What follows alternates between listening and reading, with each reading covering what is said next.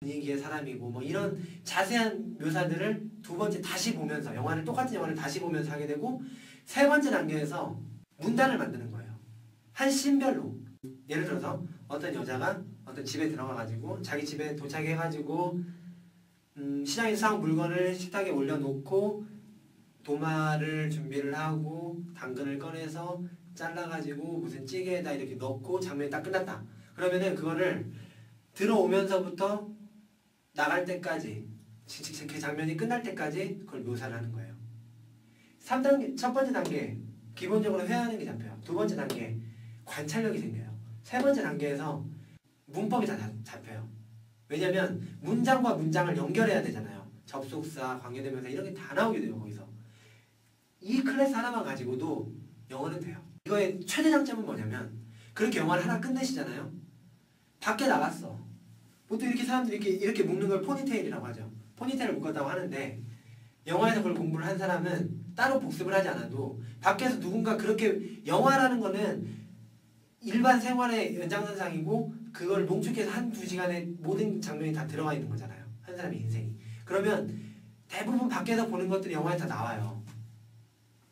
이런 사람들 밖에서 또 보게 된단 말이에요. 그러면 자기가 굳이 반복하려고 하지 않아도 딱 보면 아 저거 포니테일이라고 하는데 이렇게 저절로 반복이 돼요. 그게 굉장히 중요해요. 그리고 보통 2개월에서 3개월 정도 영화를 하나를 끝내는데 그렇게 영화를 하나 끝내게 되면 2, 3개월 공부한 분량을 다시 복습하는데 굉장한 효과가 있어요. 2시간짜리 영화 쭉 보면은 공부했던 영화면 다 생각이 나요. 아 선생님이 이렇게 설명했었고 내가 이렇게 얘기를 했었는데 선생님이 이렇게 교정을 해줘서 이 부분 틀린 거고 자 그 장면 다 떠오른단 말이에요. 문장들이. 3개월 동안 공부한 내용을 2시간 안에 다 리마인드를 할 수 있다고요. 굉장한 효과예요. 또 중요한 건 처음 자기가 공부할 때 레벨이랑 영화 끝나고 다시 그걸 반복할 때 복습할 때 레벨은 달라요. 그러면 아 내가 저걸 저만큼밖에 설명을 못했었는데 이렇게 더 자세히 묘사를 할 수 있고 더 영어가 계속 붙게 되는 거예요. 그래서 한두 개를 딱 끝내놓으면 계속 반복해서 보면서 영어 실력이 계속 늘어요. 이런 식으로 공부를 해서 스피킹은 되는데 근데 딱 한 가지 단점이 생각 없이 말할 수 있게 만들어주지 못한다는 거. 무비 클래스가. 영어를 말할 수는 있게 해주는데 바로바로 즉각적으로 튀어나올 수 있는 영어로 만들어주진 않아요. 무비 클래스가. 그래서 제 학원에서 제일 중요하게 생각하는 게 워크 리딩이에요.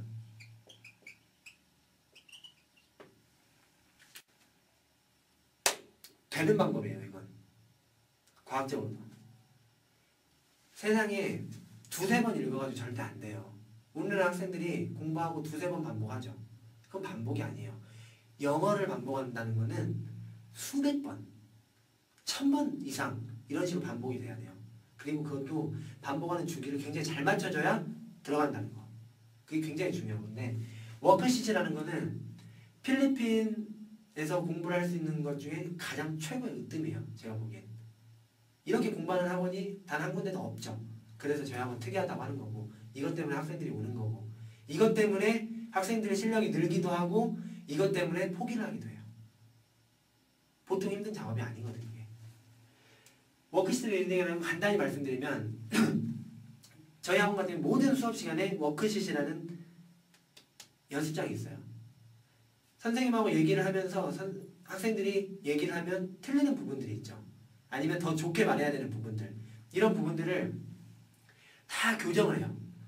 학생이 말한 거를 검정색으로 쓰고 선생님이 빨간색으로 다 교정을 해준단 말이에요. 그러면 그게 5개월 공부하면 이렇게 쌓여요. 이걸 다 반복하려고 하면 망해요. 영어는.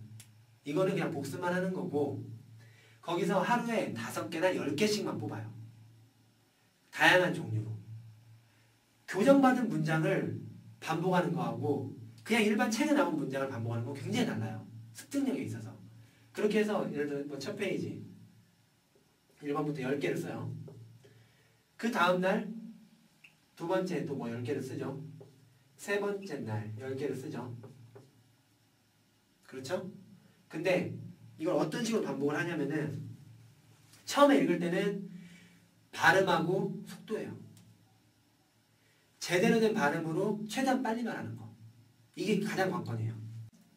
정말 자연스럽게 읽지 못하면 이 말을 회화에 사용하기는 힘들어요. 자신감이 안 붙어요. 그렇기 때문에 첫 번째 단계, 이거를 정말 하루 종일 계속 읽어요. 너무 그걸 많이 읽어가지고 입에 달라붙는데 딱 달라붙으면은 그때 표시를 해요. 이건 달라붙은 거. 근데 이 달라붙은 때까지 읽을 때는 뭘 해석하거나 영어 뭐 문법을 생각하면서 본다 이러는 게 아니고 그냥 계속 읽기만 하는 거예요. 저절로 뜻이 들어오거나 저절로 문법적인 사항이 잡히면 괜찮은데 일부러 그거를 하는 게 아니에요. 입에 달라붙게 만들어 놓고 이제 새로운 게 붙죠. 근데 처음 시작할 때 이거를 막 뭐 오늘 처음 시작한 어떻게 10문장을 뭐 3시간, 4시간씩 읽습니까? 하고 20분, 30분 읽다 보면은 입에 달라붙는 거는 늘지 않고 계속 이것만 늘어난단 말이에요. 그러면 망해요. 그러니까 초반부터 입에 달라붙게 만들어놔야 돼요. 이걸 수백 번 읽어가지고 이거를 정말 딱 읽으면 차차차차차차 나오는 이런 식으로 영어를 만들어 놓는 거예요. 두 번째, 또 달라붙죠. 세 번째, 또 달라붙죠. 그러면서 매일매일 또 새로운 게 붙겠죠. 달라붙은 거는 그 다음부터는 매일 그렇게 많이 읽을 필요는 없어요.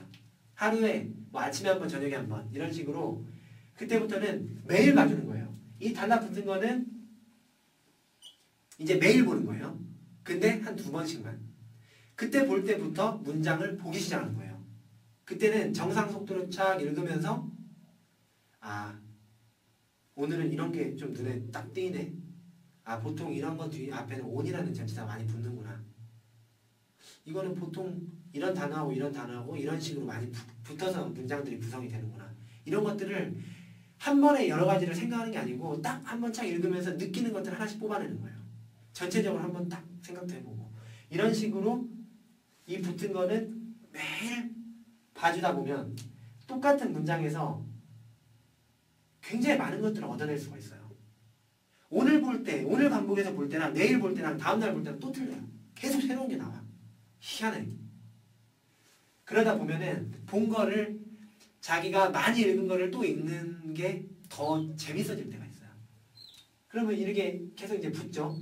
근데 이게 중요한 게 뭐냐면 이 붙는 거는 잘 안 늘어나는데 이것만 계속 늘어난다. 그러면 속도 조절을 하셔야 돼요.